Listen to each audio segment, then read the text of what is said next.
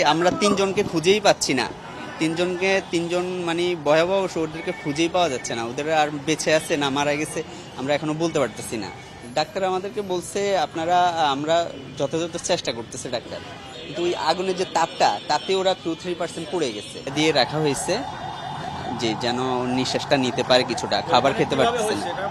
ওইখানে ওই পাশে কেমিক্যাল ফ্যাক্টরি ছিল, কেমিক্যাল ফ্যাক্টরি থেকে এটা ব্লাস্ট হয়ে পাশের যে ফ্যাক্টরি ছিল, দুই পাশে দুইটা ফ্যাক্টরি পুরা মোটামুটি জ্বলে গেছে। জি, ওটা কেমিক্যালের ফ্যাক্টরি ছিল। আর আমাদের যেটা ছিল এটা হলো আমাদের গার্মেন্টস ফ্যাক্টরি, প্রিন্টিং এবং হলো আপনার সুইং কাটিং পুরাটা ছিল। আপনার স্বজনের নাম কি? আমার স্বজনের নাম সুরুজুজ্জামান। জি, যার আসলে 2% জি 2% ঝলসে গেছে। এবং বাকিদের অবস্থাটা যদি আরেকটু বলতেন।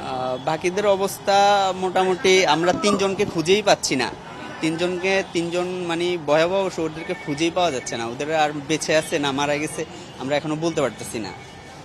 স্পটে কয়জন ছিল আপনারা?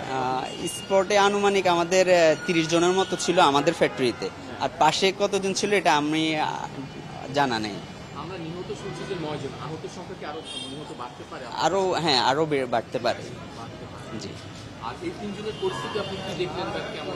এই তিনজনের পরিস্থিতি মোটামুটি ওরা আসলে ওদের সেফটি নিয়ে কিছুটা বেঁচে আসার কারণে 2-3%-এর মধ্যে ওরা আছে। ওদের একটু আশঙ্কাজনক, ওরা একটু ভালো আছে মোটামুটি, আমি মনে করব অন্যদের তুলনায়। আর ওদের তো অবস্থা ভয়াবহ খারাপ। ডাক্তার আপনাদেরকে কি বলছে? ডাক্তার আমাদেরকে বলছে আপনারা, আমরা যথাযথ চেষ্টা করতেছে ডাক্তার। আপনার ওয়ার্কাররা জি, আগুন লাগছে কিভাবে এটা ওরা কি বলতে পারছে কিসের থেকে? এটা আসলে ও ক্লিয়ার করে বলতে পারে নাই। ও যখন ফ্যাক্টরির ভিতরে ছিল, আপনার বাইরে থেকে মানে ও বলতেছে ভূমিকম্পের মতো একটা ধোঁয়া আসছে, মানে যে ধোঁয়ার তাপের কারণে ওরা কিন্তু জ্বলে গেছে। ওরা কিন্তু পুরোপুরি আগুনটা এখনো ফেস করতে পারে নাই, তার আগে ওরা বের হইতে পারছে। কিন্তু ওই আগুনের যে তাপটা, তাতে ওরা 2-3% পড়ে গেছে।